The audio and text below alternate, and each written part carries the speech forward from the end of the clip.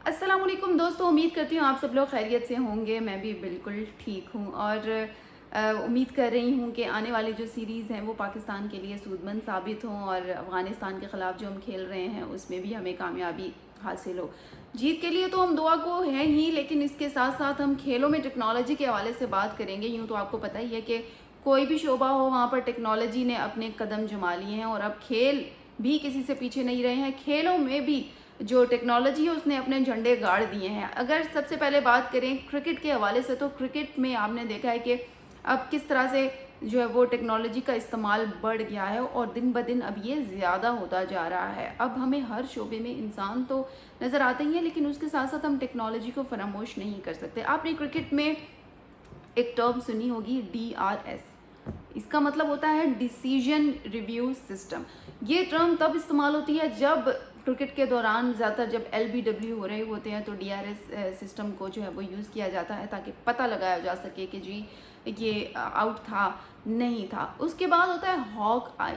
Hoc आई, अब आपने ये सुना होगा कि ये कोई आँख है यार जिससे जो है वो कोई मुशाबहत दी जा रही है, तो बिल्कुल ऐसा ही है। हॉक आई बेसिकली ये होती है कि हम उसके लिए बॉल का जो ट्रैक है उसका पता लगा रहे होते हैं कि बॉल किस सिमत गया है, कौन सा उसका जो है वो ट्रैक था। फिर होता है अल्ट्रा एज या फिर स्निको कह लें। इसके ज़रिए हम देखते हैं कि क्या बॉल जो है वो बैट से टकराया भी है या नहीं टकराया। आपने बाज़ औक़ात क्रिकेट के दौरान देखा होगा कि जी मैच लगा होता है और बार बार जब LBW होते हैं या फिर किसी भी किस्म का आउट होता है तो बार बार DRS सिस्टम हमें कुछ दिखा रहा होता है जूम इन करके। अब उसमें बॉल बार बार टकराना भी दिखा रहे होते हैं और वो बिल्कुल करीब से जाके बैट को ऐसे ऐसे करके और टच हो रही है, नहीं हो रही, थोड़ा सा फासला है या फिर बिल्कुल लग चुकी है।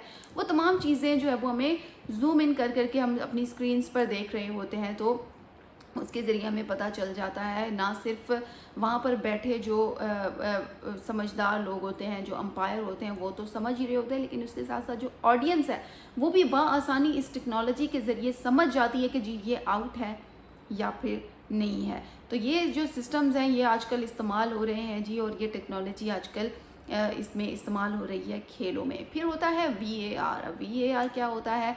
ये होता है वीडियो असिस्टेंट रेफरी।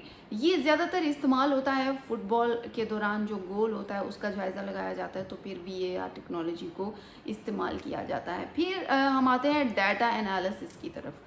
आपने आजकल देखा है कि जी डाटा इकट्ठा करने के लिए बड़ी तगो-दो करने की इतनी ज़्यादा ज़रूरत नहीं पड़ती। हम लोग बआसानी जाते हैं और इंटरनेट पर लिख देते हैं। किसी भी खिलाड़ी से मुतल्लिक कोई डाटा चाहिए होता है, उसके रन से मुतल्लिक कोई डाटा चाहिए होता है, किसी बॉलर से मुतल्लिक डाटा चाहिए होता है। इसमें बेसिकली हम अंदाज़ा लगा रहे होते हैं कि किस बैट्समैन या किस जो बॉलर है, कौन सा ऐसा बॉलर है जिसकी किसी भी बॉलर के ख़िलाफ़ औसत जो है वो ज़्यादा है, या फिर किसी भी बैट्समैन की किसी और बैट्समैन के ख़िलाफ़ औसत जो है वो ज़्यादा। इसके ज़रिए हम ये पता लगा रहे होते हैं, डाटा एनालिसिस जो है वो कर रहे होते हैं।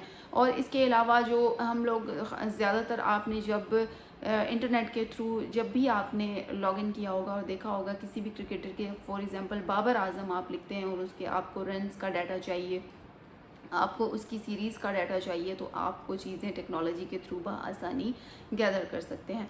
तो ये होता है डाटा एनालिसिस। अच्छा, सेकेंडली ये होता है, एक टर्म आपने सुनी होगी, camera tracking, motion camera tracking. ये क्या होती है जी? ये हमें बेसिकली दिखा रही होती है कि कैमरा के ज़रिए हम लोग खिलाड़ियों का भागना, उनका चलना, उनकी बॉल करने का अंदाज़, उनके बैट करने का अंदाज़, ये सब मोशन का मतलब क्या होता है? हरकत करने वाली चीज़, यानी कि जो मूव कर रही हो। और ऐसे कैमरास मौजूद होते हैं जो कि मूव कर रहे होते हैं ग्राउंड में, और वो फिर हमें दिखा रहे होते हैं कि जी खिलाड़ी किस सिमत जा रहा है, किस तरफ, उसके पाँव का एंगल, उसके हाथों का एंगल कर लें।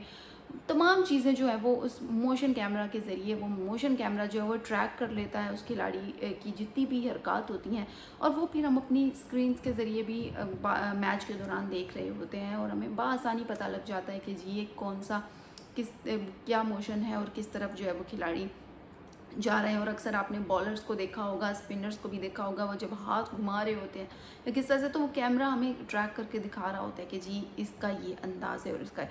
तो ये टेक्नोलॉजी होती है मोशन कैमरा की, एक टेक्नोलॉजी है कैमरा मोशन ट्रैकिंग। इसके अलावा होती हैं वेरेबल डिवाइसेस। वेरेबल डिवाइसेस क्या होती हैं? उसमें खिलाड़ियों का पल्स रेट, उसकी हार्ट बीट, उनकी जो सेहत के हवाले से जो चीज़ें हैं उनका जायज़ा लिया जाता है, उसको वेरेबल डिवाइसेस कहते हैं। कुछ ऐसी डिवाइसेस होती हैं जो वहाँ पर मौजूद होती हैं, वेरेबल होती हैं, और उनको फिर उनके ज़रिए जांचा जाता है कि जी खिलाड़ी जो है वो किस तरह से किस तरह से अपनी सेहत का अंदाज़ा लगा सकते हैं, या फिर उनके जो हार्ट रेट है, उनका जो पल्स रेट है, उसका अंदाज़ा जो है वो लगाया जा सकता है। ये तमाम जो टेक्नोलॉजीज़ हैं ये अब खेलों में इस्तेमाल हो रही हैं। और एक और टेक्नोलॉजी है वीआर, यानी कि वीडियो रेफरी इसको कह लें। ये ज़्यादातर इस्तेमाल होती है फ़ुटबॉल में या इस तरह की चीज़ों में इस्तेमाल होती है, जब हमने उस पता लगाना होता है बॉल के ट्रैकिंग को या गोल को अंदाज़ा लगाना होता है, तो हम वीआर टेक्नोलॉजी इस्तेमाल कर रहे होते हैं। फ्यूचर की अगर बात करें तो आपको क्या लगता है कि फ़्यूचर में ये टेक्नोलॉजीज़ कितने मज़ीद जो है वो कदम अपने जमा सकती हैं? तो जिस तरह से एआई का दौर चल रहा है, तो अब हो सकता है कि एआई एम्पायर्स, इसके अलावा रोबोट कोचेस, इनको जो है वो मुतारिफ़ करवा लिया जाए। इनकी ज़रूरत पड़े ट्रेनिंग्स के लिए रोबोट कोचेस आ जाएँ, जो कि उसमें खिलाड़ियों की जितनी परफॉर्मेंसेस है उसका भी जायज़ा और उनको तमाम चीज़ें बताना। और इन चीज़ों के लिए अब मज़ीद टेक्नोलॉजी जो है वो इस पर काम कर सकती है।